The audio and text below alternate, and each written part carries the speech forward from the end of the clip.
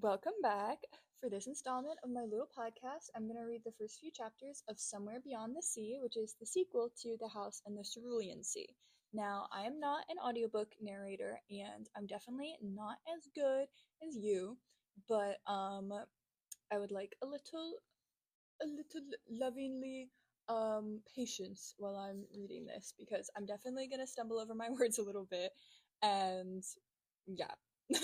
I don't want to be judged too harshly on this, okay?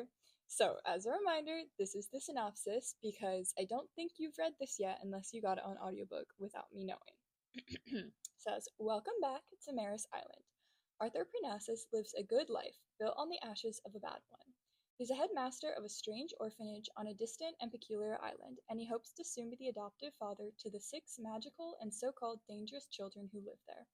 Arthur works hard and loves with his whole heart, so none of the children ever feel the neglect and pain that he once felt as an orphan on that very same island so long ago. And he is not alone. Joining him is the love of his life, Linus Baker, a former caseworker in the department in Change of Magical Youth. Zoe Chapelwhite, the island's sprite, and her girlfriend, Mayor Helen Webb. Together, they will do anything to protect the children. But when Arthur is summoned to make a public statement about his dark past, he finds himself at the helm of a fight for the future that his family and all magical people deserve. And when a new magical child hopes to join them on their island home, one who finds power in calling himself Monster, a name Arthur worked so hard to protect his children from, Arthur knows they're at a breaking point. Their family will either grow stronger than ever or fall apart. Aww. They're gonna grow stronger than ever because I can't see them actually falling apart. So cute. This man has written so many books. Oh my god. Um, Apparently his other books are so it says books for adults, the Green Creek series, which I've never heard of, but it has Wolf Song, Raven Song, Heart Song, and Brother Song. And then his other standalones are The Bones Beneath My Skin, which I've never heard of, Under the Whispering Door, which we love, and In the Lives of Puppets, which I love his other two books, so I feel like I would like In the Lives of Puppets, but it's just kind of like a weird synopsis. So I don't know. And then his books for young adults is The Extraordinaries series, The Extraordinaries, Flashfire, and Heatwave. All right. Oh, the dedication says for the trans community the world over. I see you, I hear you, I love you. This story is for you. Oh, so I'm assuming the new kid. Oh, that's adorable. Ugh. All right. It starts with a quote. We are at a crossroads. The purpose of this hearing and any that may follow is to determine what, if any, changes need to be made for the current rules and regulations that govern the magical community.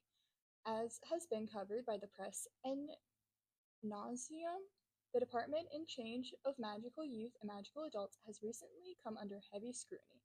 With the dissolution of extremely upper management, the departments are without permanent leadership. Dissolution. Ooh. I kind of forgot where the last one ended off, so I forgot that Arthur did something with that. Alrighty. Let me see. Is this chapter 1 or I guess it's chapter 1. Oh no, this is like a little prologue. All right. Stepping off the ferry and onto the island for the first time in decades, Arthur Parnassus thought he'd burst into flames right then and there. He did not, but it was a close thing. The fire burning within him felt brighter than it had in years. He itched to break out of his skin and spread his wings, to take to the sky and feel the familiar salt-tinged wind in his feathers. But he knew if he did, chances were he'd fly away and leave this place behind forever. And that wouldn't do. He'd come back for a reason. The owner of the ferry, an ornery fellow with a pockmarked face, stained overalls, and the charming name of Marl, called down to him from the railing 10 feet overhead. You better be sure about this. Once I leave, you're stuck here. I don't come here after dark. Arthur didn't look at the ferry operator, transfixed by the dirt road stretching out before him, winding its way into a wood with a canopy so thick the light from the midday sun barely reached the moss and leaves covered the forest floor. And the sound of the sea lapped at the white sandy shores filled his ears, a reminder of his youth, the good, the bad, everything. Thank you, Marl. Your assistance has proven invaluable. He glanced back at the ferry, He glanced back at the fairy. I think I'll just be fine. Should I need to return to the mainland, I'll summon you. How? No phones connect on the island, no electricity, no water.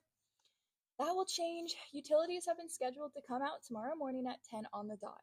You'll bring them over, won't you? He scowled, but Arthur saw the greedy flash in his eyes. There and gone. Rates will fluctuate, Marl said with a haughty sniff. Petrol isn't cheap, and running one person back and forth will, of course, Arthur said. You deserve to be appropriately compensated for your time. Marl blinked. Yes, well, I suppose I do. He looked down at the two suitcases sitting on either side of Arthur, one old, the other new. Why'd you come here? Barely a cloud in the sky, the blue above matched the blue below. The trail end of summer, warm, but then he was always warm. The salt in the air tickled his nose, and he breathed it in until it filled his lungs. Why not? This is a terrible place, Marl said with a shiver. Haunted, or so I've heard.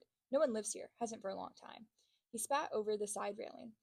And when they did, we weren't supposed to talk about it. Hush, hush, you know? I know, Arthur murmured, then raised his voice. He said, Marl, you wouldn't happen to know a man named Melvin, would you? What? How did you? He was my father. I thought as much, Arthur said. Ooh, oh, a Ouroboros? a snake, a snake eating its own tail in an infinite cycle. Maybe this was a mistake. The village they'd come from across the sea looked the same from this vantage as it had years before, built in its pastels of pink and yellow and green. People in summer wear without a care in the world. Oh, people in summer wear without a care in the world. Safe. Because why wouldn't they be? They were human. The world was built for them. Ugh. I'm just such a sucker for like fantasy worlds where like magic is like a metaphor for being gay. It's so great, this book. And then in Merlin, and then in like Chris Colfer's series, it's crazy. Um The fairy was the same way. Though a few upgrades had been made over the years, a fresh coat of paint, new sets to replace the cracked and split ones. Even Marl did not bring a sense of dissonance. Looking so much like Melvin, mouth turned down, eyes flat. It was the same. All of it was the same, except for Arthur. I knew him once. You too, he almost added, remembering the glowering teenager who sulked around the ferry with the mob. Marl grunted. Dead now, 10 years. Oh, I'm sorry for your loss. Marl waved him off. How did you know him? Arthur smiled. I'll be in touch. With that, he picked up both suitcases and squared his shoulders. He was here, finally, at last. It was time to see what he could. It was time to see what he could see and hope this endeavor would not be in vain. Your kindness will be remembered. I'm off. Cheers, my good man. The dirt road wound its way through the thickened wood, the sun casting shadows that flickered with the breeze. He wasn't sweating, not yet, but the road proved longer than he remembered. Such is the folly of youth, he thought to himself. Boundless energy, where a mile could have been 6 or 7 for all it mattered. Nearing 40, Arthur was in mostly good shape, but the days he could run endlessly were long gone. He rounded a corner and stopped. Trees blocked the way. 5 in total. They'd grown across the road, trunks so close together it would be impossible to slip through. They reached towards the sky, towering over him, looking far older than they should have, 100 years, if not more. But they couldn't be. The last time he'd walked down this road, they hadn't been there, not even tiny saplings, which meant it was something else. Rather, it was someone else. Not the trees themselves, of course. No, he was being watched. He set down his suitcase and approached the tree in the middle. The bark was cracked, rough against his skin as he pressed his hand against it. Are you there? He asked. You must be. These are you're doing, I expect. The only answer came in the form of birdsong. You know me, Arthur continued, or who I used to be. He laughed, though there was no humor in it. I have returned to this place in hopes of making it more than it was. Closing his eyes, he pressed his forehead against the trunk. And I'll do it alone if I have to, but not without your permission. He opened his eyes when the trunk began to vibrate. Moving back slowly, Arthur watched as the trees in the path trembled with a low rumble, roots bursting up through the earth like tentacles. They slithered along the ground, wrapping around trees off the road. Wood groaned as the trees tightened, pulling the trees aside to make an opening. Only the middle tree remained. It shivered, limbs rattling, leaves shaking. He didn't flinch when a tiny branch caressed his cheek, a green leaf tickling the side of his nose. In it he heard a whisper. The boy with the fire has come. Yes, he whispered back. I have returned. The tree twisted. The dirt road cracked and breaking apart. The tree roots rose up through the ground, and he grinned when they acted as feet, walking the trees off to the side of the road. Once they found a place to settle, the roots sank beneath the ground once more. Ahead, dirt rose in the divots left behind, filling them in. A moment later, the road ahead was as smooth as the road behind. Thank you, Arthur said with a little bow. If and when you're ready, I'll be here. Picking up his luggage, he moved on. The moment he stepped out of the woods and saw the house for the first time in 28 years was remarkable. Oh, was unremarkable. Set back over a jagged cliff, it loomed above him, backlit by the sun. An empty cement fountain sat out front, the basin streaked with green and black mold. The brickwork appeared to have fallen into disrepair, cracked and broken, pieces half buried in the grass around the house. Shattered windows in white frames were surrounded by crawling ivy half covered in the front. The turret, a tower that rose 20 feet from the top of the house, looked as if it would fall over at the slightest nudge. Next to the house was an overgrown garden with flowers in gold and reds and pinks. Overtaking the gazebo, where, at the age of 9, a boy with fire in his blood had carved his initials into the brick to prove he existed, AFB, Arthur Franklin Parnassus. Set away from the house was a second building, one he'd never seen before. It hadn't been here when he'd left as a child, crying out against the bright sunlight after having been trapped in the darkness for so long, a strong arm wrapping around him, guiding him up the stairs and out to a waiting vehicle. I forgot, oh my god, I forgot that they kept him, like, in a dungeon, basically. This other building was small, made of similar brick as the house he'd dreamed about time and time again. He knew the so-called orphanage had changed owners a time or two over the years, but as far as he could tell, no one had lived here for quite a while. The guest house, for that was what it seemed to be, would do for now. The windows were intact, the roof looked to be in better shape than the main house, where some of the shingles had been blown off by storms past. He left his luggage near the porch steps, moving as if in a dream. The path through the garden was difficult to navigate, the plants and shrubbery thick and encroaching. He passed by the gazebo, pushing his way through the wild garden. The path wrapped around the side of the house to the back, and there, affixed to the base of the house, stood a pair of double wooden doors that led underground, streaked of scorched black upon them. The doors were sealed with a rusted padlock. He had the key.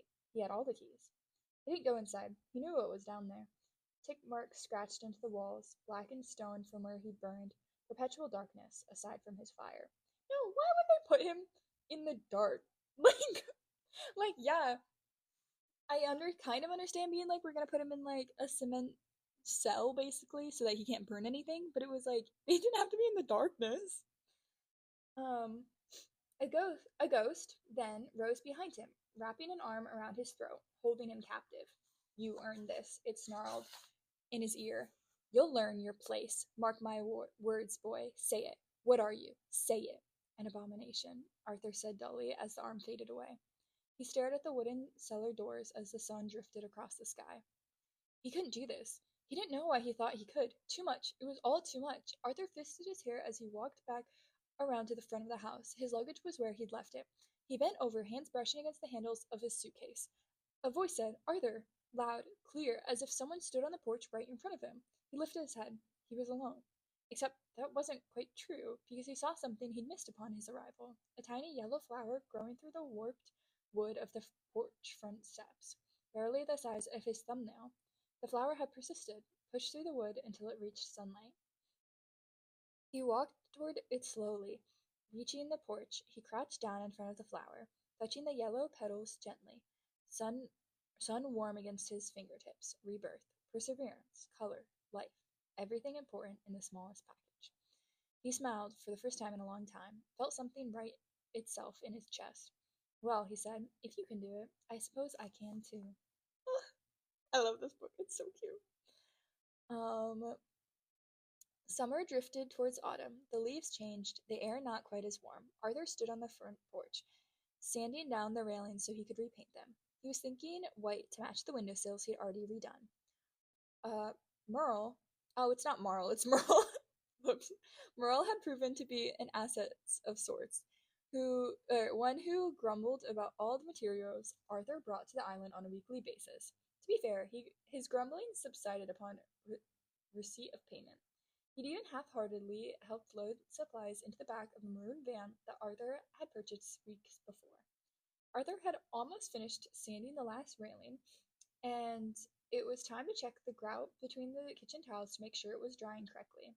He was about to step back into the house when something fluttered on the back of his mind, the gentle touch of butterfly wings against skin. He looked down the road. A woman stood there, wearing a long flowing white dress, her feet bare. Her head was cocked, her white afro like a cloud. In her hair, pink and white flowers opening and closing in the afternoon sunlight. Her skin was a lovely shade of deep brown. She looked ageless, her youthful face at odds with her dark eyes, ancient and unsure. Her wings, four appendages growing from her back, each longer than Arthur's arms, fluttered slightly, translucent. The sunlight shined through them, sending a cascade of colors onto the ground. Her bare arms rested at her sides, her delicate fingers shaking slightly.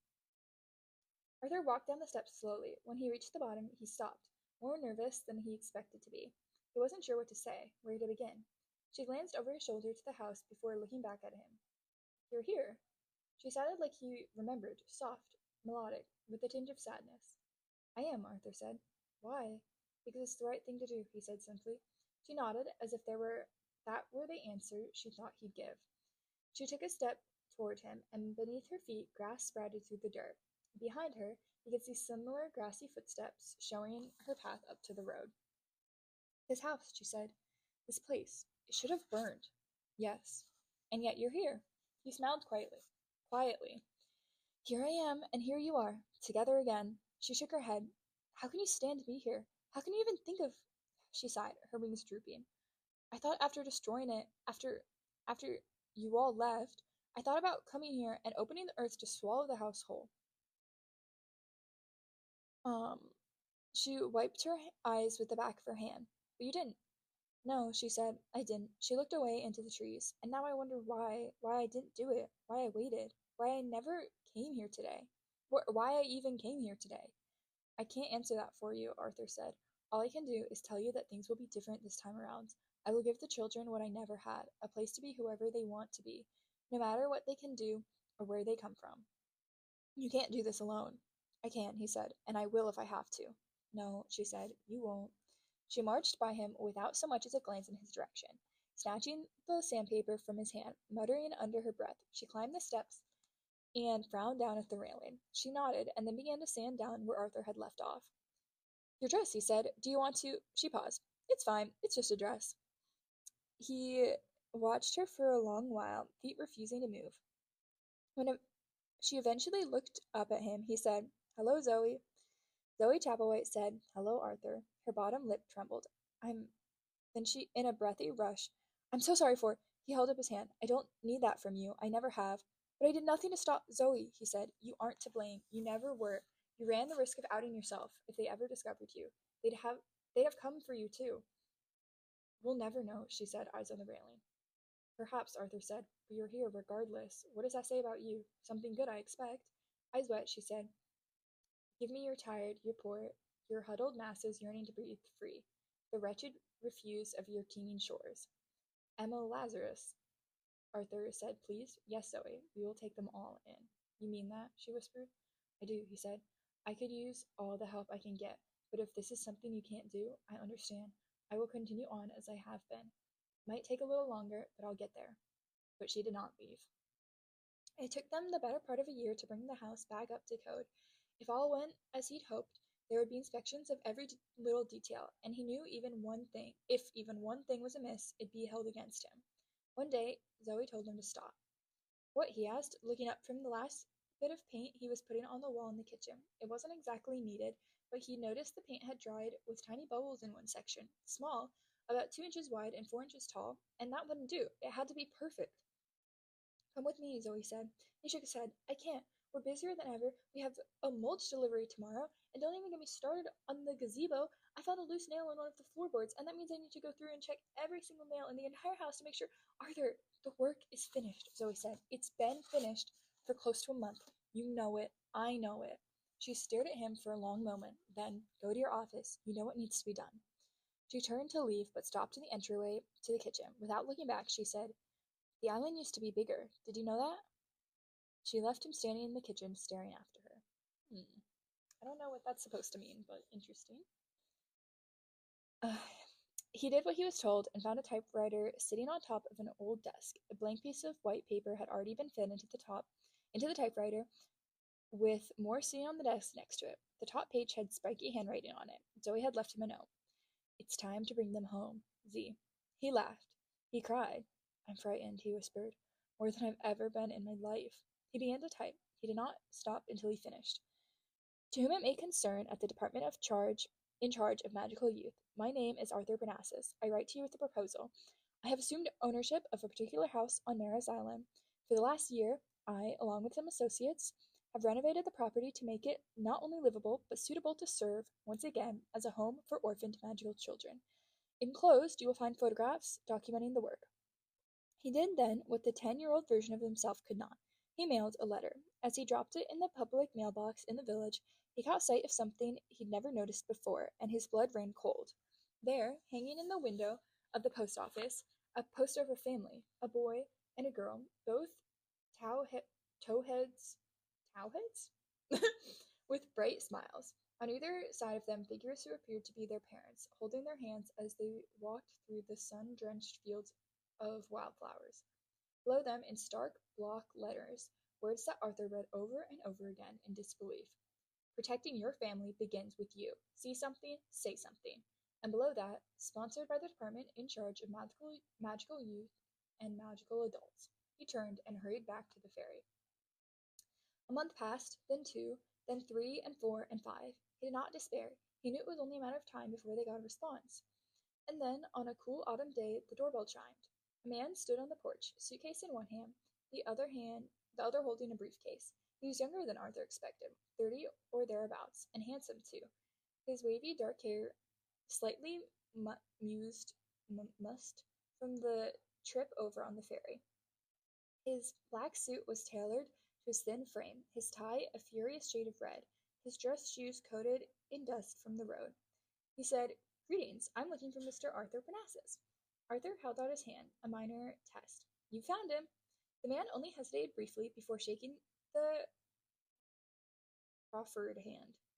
His grip was solid, skin warm. When they let go, he smiled. Ah, how wonderful! I come as a representative on behalf of extremely upper management for the department in charge of magical youth. My name is Charles Werner. I'm here to discuss your proposal, and we have a proposal of our own. It's a bit unorthodox, but I think it's something you'll be interested in. I can't remember if Charles Werner is someone that was in the other book. I feel like it was because I remember there was someone in upper management who had known Arthur or had a fling with him or something. Ugh. As bait on a hook, Arthur knew that. Bait on a hook. Arthur knew that, and yet he did the only thing he could. He stepped aside and invited Charles Werner in. Later, Arthur Parnassus stood on the dock as the ferry approached. On board, a child, the first, but not the last. The sun lowered towards the sea, turning the waves into small, rushing mountains of fire. Next to him, Zoe asked, Are you afraid?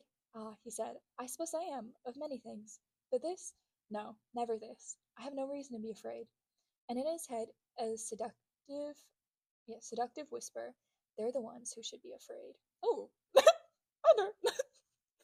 He banished the voice to the depths of his mind, and as the fairy grew closer, Arthur Parnassus began to sing quietly under his breath. I can't sing this, I'm just gonna read it. Somewhere beyond the sea, somewhere waiting for me. Aww, that's why it's called Somewhere Beyond the Sea. Aw, okay. And then there's the title page, and then under the title page it says, My lover stands on golden sands and watches the ships that go sailing. That's so cute. And is this one from Arthur's perspective? I didn't realize that. This is gonna hurt so much. Oh, it's so crazy because in the last one, like the main character kind of Linus was oh, Arthur seems so calm and put together and he's not afraid of anything and all of that, and he's not actually like that at all. This is gonna be so interesting seeing it from his perspective because he's probably gonna think Linus had his whole life together. Ugh, okay, interesting. Okay, chapter 1. Years later, on a warm morning in June, Arthur Parnassus opened his eyes and frowned. The sun filtering in through the window was too bright. His sleep-addled mind put forth drowsy, terrifying thoughts that a certain son of the devil might have something to do with it. Um, Last week he threatened to crash the sun into Earth after he'd gotten in trouble for attempting to give life to a mud man he'd made after a fierce storm. Arthur had discovered him covered head to toe in filth, the mud man half formed. When Arthur reminded him that it would not do to give sentience to mud, the boy had promised vengeance in the form of planetary annihilation, as per his usual. So when Arthur shot up in his bed, he was sure he couldn't be blamed. It wasn't as if he thought Lucy would really merge the sun and earth, but then he'd really seemed fixated on the mudman, who um who was now nothing more than a mud puddle. When he glanced at the alarm clock sitting next to the bed, Arthur realized it wasn't the sun bringing the end of times. No, it was something far, far worse. It was 8:32 in the morning on a Saturday, and the house was silent. When one had 6 children of varying shapes, sizes, and magical abilities, one knew that having a lion was nothing more than a fanciful dream. Children, especially these children, didn't seem to understand the concept of time. Why, just the other day, before an enormous green blob had entered. Hold on. Just the day before, an enormous green blob had entered their bedroom at 5:30 in the morning, his squishy voice loud with glee, shouting that he'd accidentally squirted ink from his nose, something that he didn't know he could do before. I didn't shove a pen up there or anything. Why am I inking all over the place? Oh my goodness, do you think I'm becoming a man? Also, how do you get ink off the ceiling? This, of course, had led to a discussion in which the ink was decided to be a mark of puberty, something the blobby boy had grimaced over before pivoting to how he'd look with a mustache or a mat of chest hair. By the time he'd settled down, 3 more children had wandered in, and it'd been barely 6 in the morning. I completely forgot like all the magical powers the kids had. So I'm like shocked by that. I was like, wait, what is a green blob? Arthur had noticed, now that he was in his mid-40s, that 6 in the morning came far sooner than it used to. Joints grumbled and cracked as he stretched, his light-colored hair with shots of gray that seemed to spread daily, sticking up every which way. His back popped deliciously as he flexed his bare toes. Muddled thoughts became clearer as the last vestiges of sleep fell away. Where were the children? He turned towards the lump in the bed next to him, comforter pulled up high, leaving only a mop of thinning brown hair visible along with the sounds of small snores. He shook the lump, glancing towards the door to the small room attached to theirs. It was open. The occupant, the destroyer of suns, was gone, leaving only a half-made bed, discarded socks on the floor, mismatched, and cracked records hanging from the walls. What is it? The lump muttered. No, grandmother, I don't want to help you find the yams. Linus, Arthur said, giving the lump another shake. Wake up, something's wrong. He almost fell out of bed when Linus Baker shot up, pajamas a wrinkled mess, hair and eyes wild as he looked around. Who is it? He demanded. Who stole the yams from grandmother's cellar? He blinked. I don't know why I just said that. He patted the thick slope of his stomach. It must have been a dream. That's what I get for having cake before I go to bed. His hands dropped as he frowned. Arthur, why are you staring at me like that? I adore you, Arthur said, and meant every word. Oh, Linus said, face blushing.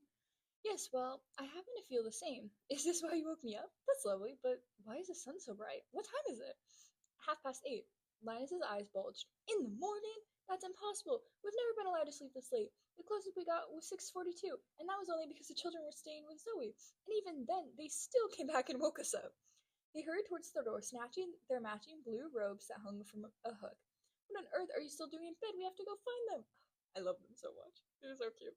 Arthur rose and moved swiftly, but instead of taking the robe from Linus, Arthur cupped his face and kissed him soundly. Morning breath be damned. Linus blinked slowly, dazed, and Arthur hoped it would always be this way. What was that for? Linus asked. Because I could. I see. You could do it again if you wanted. Could I?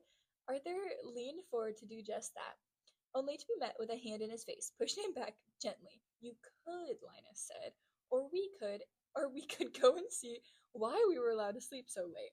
I swear, if they've brought home another animal they call a friend, we're gonna have to have words. The last one wasn't so bad, Arthur said, taking the robe and sliding it on. Linus made a face. It was a lizard the size of Calliope that tried to eat my loafers. Linus, you you handled it with your usual grace and aplomb by shrieking and calling it a boa constrictor. I know you got it in your head at some point that you're funny, and you are, but now is not the time for humor. Now is the time for panicking.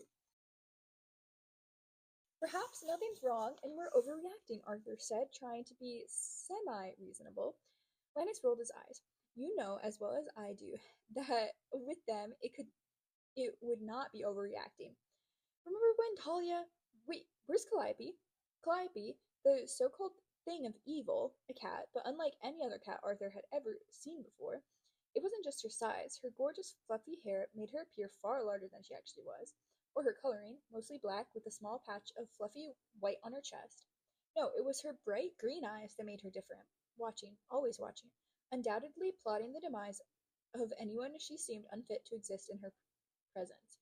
Though Arthur knew humans had a tendency to anthropomorphize their pets and extol their intelligence, he's so smart. He can do what I he can do what I trained him to do over a period of 6 months. Calliope was something else entirely. If Arthur hadn't known any better, he'd have thought she understood them. But, true to her species, she held her own counsel and tended to ignore everything else. I wonder if she's like a shapeshifter or something. That'd be kind of crazy. Most nights, she lay curled at the foot of their bed, purring in warning should they even move their legs an inch. But her space was empty, leaving only behind black hairs on a blanket that Sal had knitted for her. When he'd presented it to her, Calliope had meowed her pleasure so loudly it could be heard throughout the rest of the house. She must be with them, Arthur said, and if she is, I know they're all right. She wouldn't let anything happen to them. Too right, Linus said. I pity anyone who tries to cross them with her around. I expect it's painful to lose your eyes to a cat. The long hallway was quiet. All the bedroom doors belonging to the children were open and the rooms empty. Sal's room had his desk in front of the window, typewriter tucked away in a monogrammed oak case Arthur and Linus had gifted him for Christmas. Chauncey's room smelled faintly of salt, warm seawater covering the floor, pumped in from the ocean through heated pipes. In Fees, amidst dozens of plants hanging from the ceiling, a mural covered the walls, showing a forest in varying degrees of talent, as all the children had helped. Lucy's trees looked like skeletons, while Talia's appeared to be green candy floss on top of brown sticks. Speaking of the garden gnome, Talia's own room was oddly plant-free. Instead of flowering vines, there were corkboards attached to each wall, displaying a magnificent collection of gardening tools. And last, but certainly not least, through a hatch in the ceiling up to the attic, where a particular wyvern had built one of several nests. Climbing up the ladder that descended from the latch, Arthur peered into the semi-dark of the attic.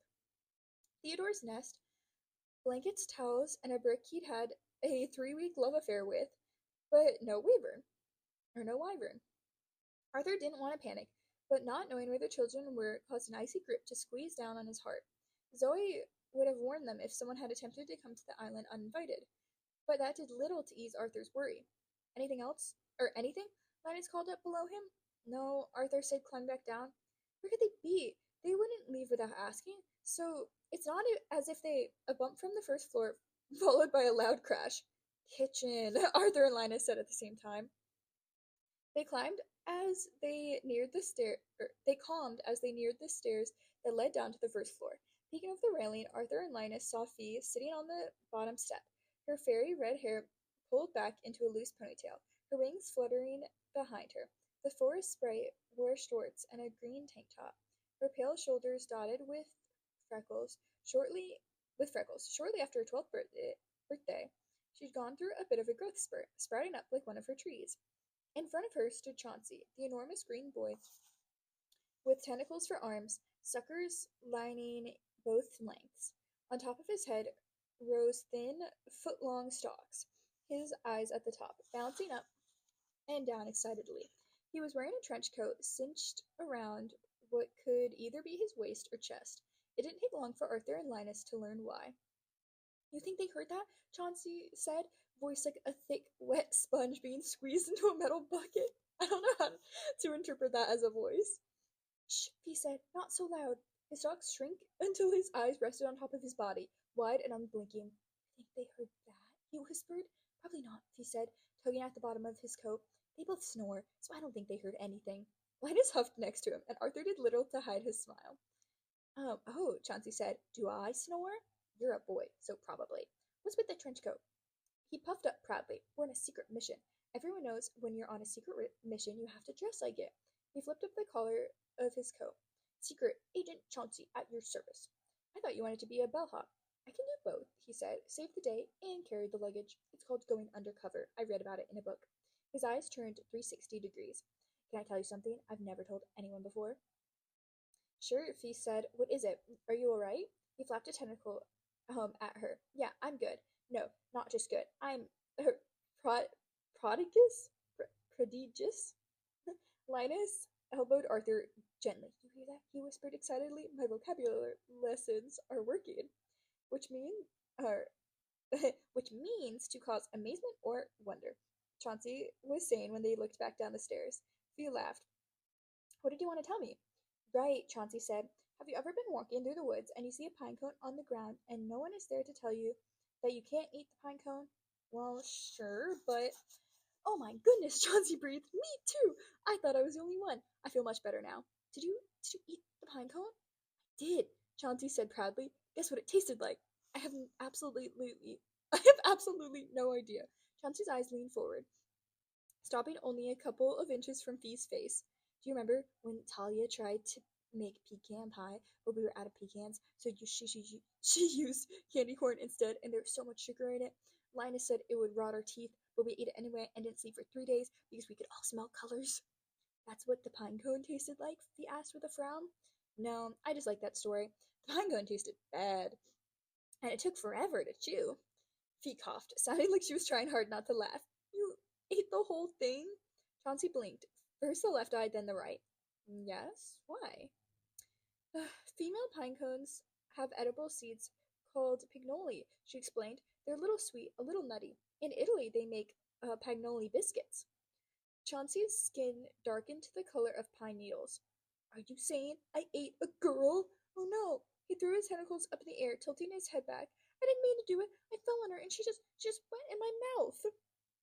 Oh dear, Linus said, and then not a word, Parnassus, not a single word. Not like that, Fee said. Plants can be male or female, but not in the same way you and I are. They're alive, but it's different. Many plants are hermaphroditic, which means they're both male and female, like roses and lilies. When I say female, I just mean they're the ones you get seeds from. Chauncey blinks. Oh, I get it. So it's not like eating people when I eat pine cones. No. Oh, thank God. He looked away as his skin began to change to pea green. Um, they're already scared enough of me as it is. Okay. So I'm sensing that the new kid is gonna be, like probably a plant. So then it would make sense if they're like gender fluid or something. I like that. That makes sense. No, watch me be wrong, but I think that makes sense. Um, Absolutely not, Linus muttered, starting to move towards the top of the stairs. Arthur took his wrist gently, pulling him back, shaking his head. Linus's mouth twisted angrily. I'm not gonna let Chauncey think he's. I know, Arthur said quietly, but let's give Fee a chance. Fee reached out and tugged on the trench coat, pulling Chauncey towards her. He wrapped his tentacles around her, laying his eyes on top of his head. Did something happen? Chauncey sighed. Maybe. Do you want to talk about it? Maybe. You don't have to do it right now, especially if you're not ready. She stroked his back. It's stupid, he mumbled. A woman came in. She had like 7 suitcases, and he continued dreamily. Mr. Swanson, the hotel's lead bellhop, his true hero, was busy with another customer, so I went to help her. Oh, he's talking about like how humans are already scared enough of him. I thought he was talking about the pine cones when he said that. Oh, he was like, they're already scared of enough of me as it is. Oh, um, that's so sad. Okay, um, Mr. Swanson was busy with another customer, so I went to help her. That sounds like you, he said. When I offered to take her bags for her, she screamed that a sea slug was trying to steal her belongings. A sea slug? Fee said. Please, she should be so lucky.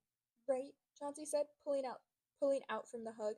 Mr. Swanson heard her and came over. I thought he was going to take her back instead, but you know what he did? What? He told me that people like her aren't welcome in our fine establishment, and then he kicked her out of the hotel. Whoa, Fee said, sounding as impressed as Arthur felt. I bet that pissed her off. I thought she was going to explode, Chauncey said. Then Mr. Swanson said it was lunchtime, and we ate sandwiches, and he told me all about the other bellhops he'd met. Oh, that's so cute. Oh. But, Fee said, Chauncey said, I just don't get it. All I want to do is help. I can't control how I look. It's not my fault I'm handsome as crap, Fee said. Chauncey gaped at her. What? You're handsome, she said, and even better, unique. I've never seen anyone look like you. Your eyes? Pfft, get out of here. They're so cool. You think any of us could pull off a trench coat like you do? Remember how funny I looked when I tried on your bellhop cap? And when you put it on, all I want to do is pack a bag just so you can take it from me, even though I'm not going anywhere. I am pretty good at taking luggage. You are, she said. I can't tell you something like that won't happen again, but all you need to do is remind yourself it's on them, not you. I'm not a monster, Chauncey said. Nope, he said, you're Chauncey, the best Chauncey I've ever known, and I'm handsome as crap. Hell yes. And I can eat all the pine cones I want because they're not human. Except it probably won't feel good when you have to poop. All my poops feel good, so no worries here. Another crash from the kitchen, followed by a small devil cursing in colorful language that he absolutely did not learn in this house. Gangrenous donkey testicles! Follow my lead, Arthur whispered, pulling Linus part way down the hall. They stopped in front of Sal's room, Winking at Linus, Arthur raised his arms above his head in a stretch, yawning quite ferociously. Raising his voice so that the sound carried down the hall and stairs, he said, Oh my, that was such a restful sleep. Wouldn't you agree, dear Linus? Quiet, Linus practically shouted. I'm not even remotely concerned about the state of the kitchen, and instead am focused on... Oh, he didn't say quiet. He said, Quite, Linus practically shouted. I'm not even remotely concerned about the state of the kitchen, and instead am focused on how rested I feel. They both had to stifle laughter when Chauncey began to yell, Battle stations! Battle stations! The chickens are coming up to roost! Another din from the kitchen, this time followed by Lucy shouting, But we're not ready! Choke the chickens! When Arthur and Linus reached the top of the stairs, Fee and Chauncey smiled up at them as innocent as the day was young. Good morning, Arthur said cheerfully as he and Linus descended the stairs. Fee, Chauncey, did you sleep well? So well, Chauncey warbled, and even better, we're not doing anything illegal yet, Linus said. Arthur and Linus took turns hugging Fee and Chauncey. Both of the children held on tightly. Once again, Linus glanced at Arthur and said, Time seems to have slipped away from us this morning. You wouldn't know anything about that, would you? Who, us? Fee asked, batting her eyelashes. We have no idea what you're talking about, Chauncey said. Arthur said. Well, I suppose we should start prepping breakfast. Linus, why don't you see where the other children are, and I'll just go into the kitchen, and Fee and Chauncey hurried towards the kitchen doors, blocking the entrance. You can't, Fee said. It's occupied. Above them, through the porthole windows in the double doors, Arthur saw a flash of reptilian scales fly by, with what looked to be a wisp grasped in his claws. A moment later, a lovely face appeared in one of the portholes, eyes widening. Sal disappeared a second later, followed by Lucy shouting, What do you mean they're right outside? We're gonna be in so much trouble, Talia said, out of sight. How did you get batter on the ceiling? By aiming, Lucy said. Duh. Oh no, Chauncey said loudly. I just remembered that I need to talk to Arthur and Linus about stuff and things. Name two, Linus said, folding his arms. Potatoes and Portugal, Chauncey said promptly. What about them? Arthur asked. I have absolutely no idea, Chauncey said. He deflated. Sorry, Fee, I did my best. You sure did something, Fee said. Well, our cover's blown, so we might as well get this over with. She glared up at Linus and Arthur. It was all our idea, so if we're going to get grounded, you have to ground all of us. It sounds serious, Arthur said gravely, and more than a little worried, Linus said. Hold please, Fee said. She grabbed Chauncey by the tentacle, backing them both through the double doors slowly. Though she did her best to keep Arthur and Linus from seeing the kitchen, the doors cracked open enough for herself and Chauncey to slip through, but also to give Arthur and Linus a glimpse of the kitchen itself. When the door swung closed, Linus said, "What was that on the walls?" "It looked like ketchup," Arthur said. "Isn't it wonderful?" "You and I have very different definitions of the word." Perhaps you need to attend a vocabulary lesson then, he teased. Inside, hushed voices. But since these voices belonged to a group of 6 children, being who they were, hushed was perhaps a bit of a misnomer. Um, "They know!" Chauncey whisper shouted. "They're standing right there, and they know everything. We're doomed." Lucy said, "What the hell did you do to the countertops?" "I had trouble cracking eggs," Lucy said, "and then Calliope walked in, and now we have neat, sticky paw prints on the floors." "How'd they get on the ceiling?" Chauncey asked. "I accidentally reversed gravity when I was trying to measure butter." "Oh," Chauncey said, "that makes sense. I bet that happens to a lot of people because cooking is really hard." Theodore chirped loudly, and Sal said, "Theodore's right. We should take responsibility for the mess we've made." "You didn't make any mess," Talia said. "Lucy did, and so did I, because it's not fair that he gets to smash all the eggs." "I didn't. I tried to let you do one, and you threw it against the wall." "No," Sal said. "We're in this together." "Yeah," Chauncey said. Let's all get grounded. Who's with me? Why is no one raising their tentacles?" Theodore clicked in his throat twice, followed by a low growl, and the children burst into laughter. "Yeah, Linus would do that, wouldn't he said. "I bet his face would turn red, too."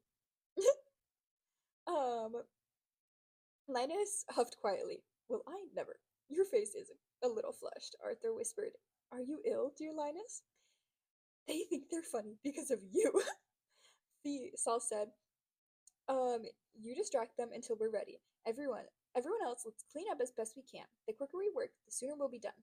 He slipped through the double doors, smiling widely. "Hello," she said, as if they hadn't heard every single word. "Thank you for your patience. It's appreciated." "Wonderful," Arthur said. "Shall we go into the kitchen right this very second?" Fee said, glancing back over her shoulder. "Not yet? Oh, I just remembered. Linus, I wanted to ask you something very, very important. It's all I've been thinking about for the last minute or so." We await with bated breath," Arthur said. "Right," Fee said. She winced when something fell to the floor in the kitchen. Before Arthur could comment on it, Fee blurted quite loudly, "Your organs!" Linus groaned.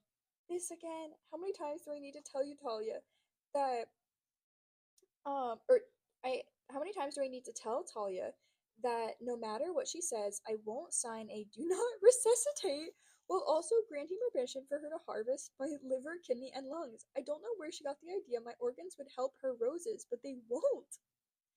"That's what I told her," he said, and then I remembered, and then I reminded her that it was only a matter of time, so win-win. Arthur lowered his voice. "We heard you talking to Chauncey." Fee fidgeted uncomfortably. Out of all the children, Fee was the biggest enigma. She loved her brothers and sisters and supported them completely. Arthur knew her to be compassionate, kind, and more than a little prickly. That being said, she still struggled with being complimented or having attention placed upon her. It was a tricky line to walk with her. Lay it on too thick and she'd shut down, waving it off and changing the subject. He'd made it his mission to tell her at least once a day how proud he was of her. "It's not a big deal. Chauncey needed someone to talk to, and I was right there. Everyone would have done the same." She shrugged, averting her gaze. "Perhaps," Arthur said, "but Chauncey didn't come to me with it. He did not come to Linus, nor any of their others. He came to you, Fee. He trusted you with his happiness, but also with his troubles." "You shouldn't have troubles," Fee retorted. "I thought things were supposed to be better. You said they would be." She deflated before they could reply. "Sorry," she muttered. "This isn't fair. Or, that isn't fair." It's absolutely fair," Linus said. "We did tell you that, and I wish I had a better answer for you other than that things take time. I'm sorry." He took her hand in his. Fee looked back at Linus, and Arthur was struck by the softness in her eyes, a chink in her formidable armor. Every now and then she'd grace them with a peek of the girl underneath, and he treasured these moments as much as Theodore did his buttons. "Thanks, Linus. You're all right." He squeezed her hand. "Anything for you. Now, are we going to see the kitchen, or are you—" But before he could finish, Lucy yelled in unfettered joy, "You can breathe fire! Holy crap, Theodore, let's burn everything!" "And that's our cue," Arthur said. Um, This is what happens when you sleep late, Linus muttered. Just when you think you're getting extra rest, someone breathes fire. Ah, and that is the end to chapter 1. Amazing. I don't know why I actually hadn't read this before because I got it a few months ago, but oh my god, it's so cute being back in this universe. It's so adorable. It kind of low key makes me want a second Under the Whispering Door, even though I know we technically don't need one, but it was just so freaking cute. I love his books so much. And I think just like I don't know if it's like where I am in life at the moment. Maybe it's because like the world is so like tumultuous and we're fighting battles in real life and it doesn't make me want to read about it anymore. But like I'm just so much more interested in the like cozy fantasy rather than just like the world is on fire and we have to fight the war and there's an evil tyrant and all of that. Like obviously those stories are amazing, but like sometimes it's just so nice to read like cute little stories about like people with magic and it's just so adorable. I don't know. It's so hard to explain like why I like fantasy in general. I was asked that in my camp interview when we were discussing books and I don't even know because I was like I kind of just went into saying that like fantasy like they still talk about a lot of problems with like the real world and like it's not just happy and like magical all the time and you can learn a lot from like the metaphors and symbolism in the books and all of that and then I kind of was like plus they have dragons like it's cool because yeah it was like I don't like it's so difficult to be like oh why do I like something that I've like loved since a child but yeah I feel like TJ Klune's books are like the closest to like fairy tales that we get nowadays. Um Also like I don't know what I would consider this book to be because I mean I guess it is just in the fantasy section, so it doesn't like need to be in the adult section. I don't know because it's like this is the type of book I like where it's like adult characters and it's like technically an adult book, but there's not like unnecessary cursing and like sex scenes. And this is just what more like adult books need. What more adult fantasy books need too. Like we don't need like unnecessary shit to make it be for adults. Like you can just have the characters be 40 and that's that and that's fine um, but yeah, we've talked about that so much. I hope my reading wasn't too bad. I'm still figuring out like how good these mics are. And like I know getting closer to them can make them like really loud, so hopefully there wasn't like any of that. But yeah, I love all these kids. It's so cute. I wonder who the next kid could be. My like it's they said it's someone who who likes calling himself a monster.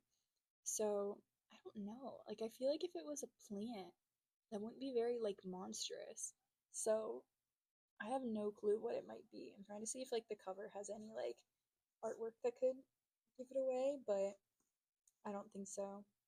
Um I also just love this being from Arthur's perspective. I think he's such a fun character, and I love like getting to like really see his perspective with the kids because um we don't really like we learn his relationship with the kids through Linus in the first book, but I want like flashbacks to when he like first met Lucy and like all of that. I totally forgot that Lucy like sleeps in his closet, right? That's so cute. Um, but yeah, it's this book is just it's so adorable. I always recommend this book and or like TJ Klune's books and um the Legends and Lattes for people that like want to slightly get into fantasy or like just want to get into like cozy fantasy in general. But I like his books a little bit more than Legends and Lattes, even though it was incredibly cute. But I feel like his books have a little bit more of a plot than like Legends and Lattes, because that was like literally just setting up the coffee shop. Um, but also that was just like such a cute little book that you could read in a day.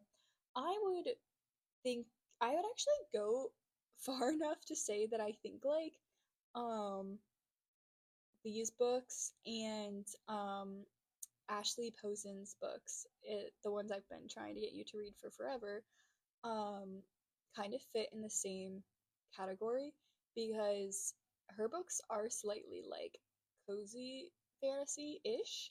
Like, they're set in our world and they're romances, but like each one has a bit of magic in it. So, like the first one, the 7 Year Slip, is this apartment building that she inherits from, I think, her like great aunt or her aunt.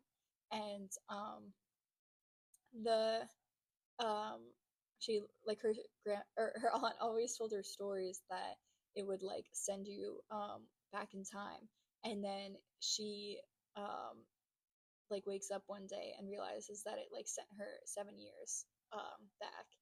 And um she like wakes up and there's some guy living in the apartment, and like all of these like crazy shenanigans, but she can't leave the apartment because if she steps out it'll send her back to her time, so it's literally just there. And then they start falling in love, and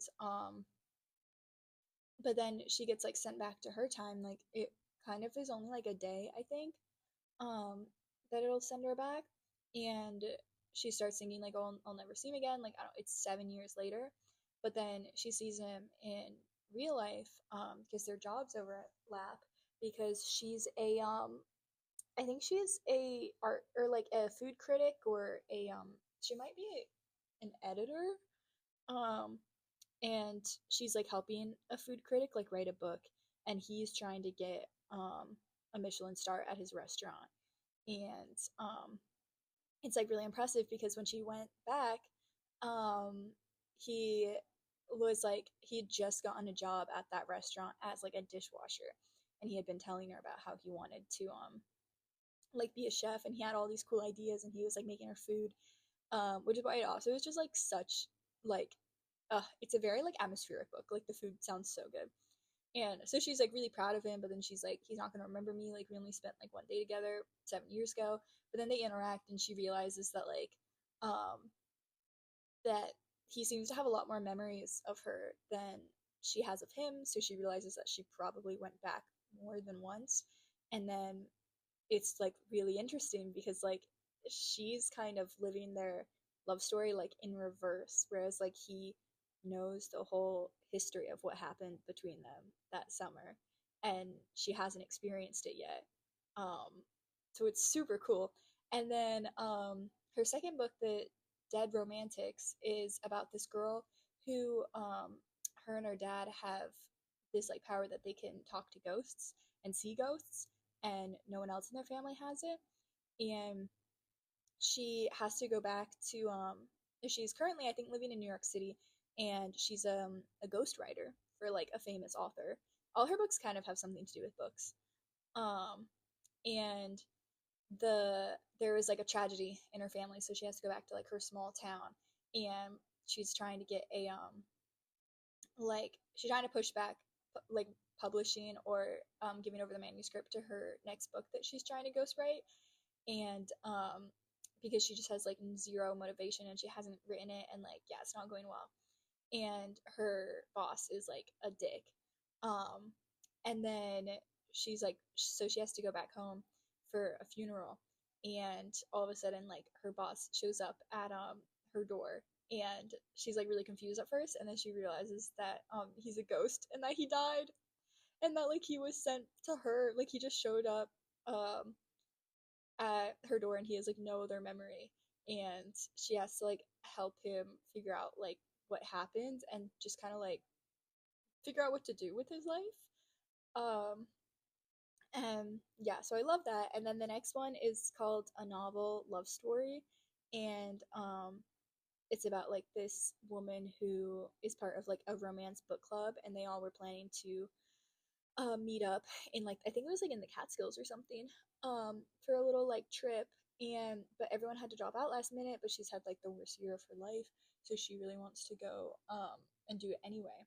And the one series like that she's absolutely obsessed with is like this like made up romance series, but it's all based in like this one cute little town, and each book is like based on another character in that town and their like little love story. And the author of the series like recently died, so she's uh like lamenting about the book and like is really sad about it, or about the author, and is really upset about it. And so she like decides like, oh, I'm gonna go on the trip anyway, and like I don't care if no one else is gonna go. And then she gets in a car accident while listening to the audiobook, and she like wakes up in that town. And um the like all the characters are from the books except this one guy who's also there, and he's the only other person who even knows that he's like part of a book world. And yeah, so it's very good. And I love it. Like every time I read one for books, I'm just like I'm more surprised that like I'm into the guy, because when I read the first one, I was like, oh yeah, this is like peak romance, man. Like no one else could even like stand up to this guy. And then I wrote did romantics, and I was like, okay, actually I like this guy more. And then I was like, well, now there's not no one else I can like more than these two. And like I'll admit the next guy wasn't like better, because like the other two were just so great, but like he's really high up there too. And I was just shocked. And she has another book coming out in July, and I'm so excited. I love the like little magical twists. They're just so cute. Um so yeah, I wouldn't consider them like normal romances. I would consider them like cozy fantasy romance, or like romance fantasy, something like that. But they're so freaking cute. And I think she must have lost someone in her family, because all three of her books have like a little bit something to do with like grief, and like they they just discuss that a lot. So I think that could be a big thing too. But anyway, I was gonna say let me know if you want me to read more of this, but then I was like, actually, you're not gonna really get the option to to do that unless you want to let me know in like a month after you listen to this. But I hope you enjoyed like at least hearing the beginning of this book. It was so cute. I haven't even read it yet, so that's why I was shocked by everything. And this has truly made me be like, okay, I actually need to like start reading this. So I'm very excited. I think the next I actually don't know what the next video I'll record, but I do want to record one with Tate, where I interview her about the Lunar Chronicles and about her like her thoughts and feelings after she finishes the series. So maybe more book content to come, but we'll see. All right, like the video, subscribe, hit the bell, all of those things. See ya.